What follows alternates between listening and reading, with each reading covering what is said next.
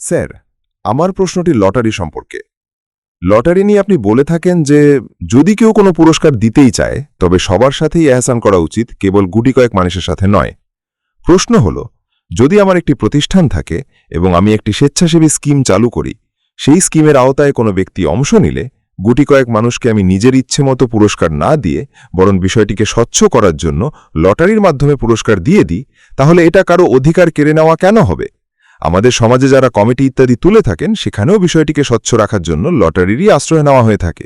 আমার মনে পড়ছে না যে এই বিষয়ে আমি এমন কোনো কথা বলেছিলাম যা আপনি উল্লেখ করলেন। তবে মূলনীতির বিচারে লটারি তো দৈনন্দিন জীবনের একটি প্রয়োজন, লটারি করার মধ্যে কোনো বাধা নেই। কিন্তু পুরস্কার বলতে কি বোঝানো হচ্ছে?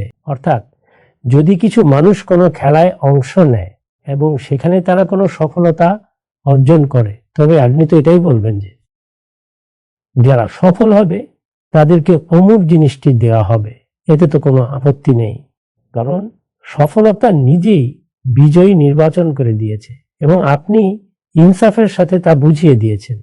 কিন্তু আপনি যদি এমন শর্ত জুড়ে দেন যে কেউ সফল হোক বা ব্যর্থ হোক, আমরা পুরস্কার লটারির মাধ্যমেই দেব, তাহলে এর পেছনের কারণটা কি? এটা তো এক ধরনের বেইনসাফি বা অবিচার।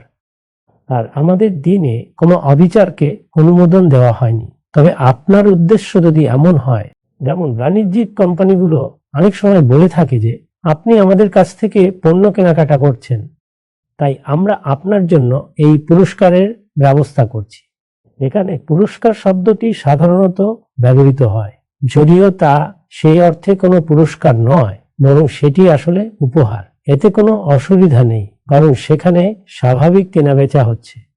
কোনো ব্যক্তি আলাদা করে সেখানে নিজের টাকা খাটাচ্ছে না। কিন্তু যখন বলা হয় যে আপনি অমুক বিষয়ে একটি টিকিট কিনে নিন, তখন এক এক টাকা করেও যদি আপনি নেন, তবে সব মিলিয়ে কোটি কোটি টাকা হাতিয়ে নেবেন। এটি একেবারে জুয়ারি একটি ধরন, এর ধারে কাছেও যাওয়া উচিত নয়।